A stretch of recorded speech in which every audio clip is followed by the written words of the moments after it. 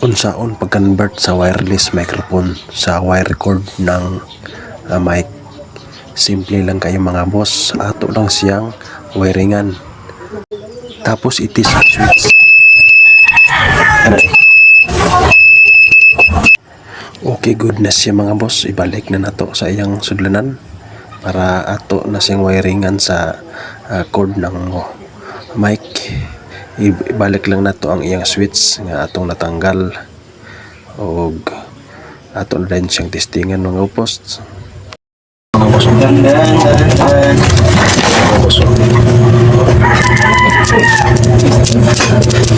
okay ba marunggan mo mga boss na tumutunog ko? May kagas-kas yun. Yan ang ibig sabihin mga boss na gumagana na ito.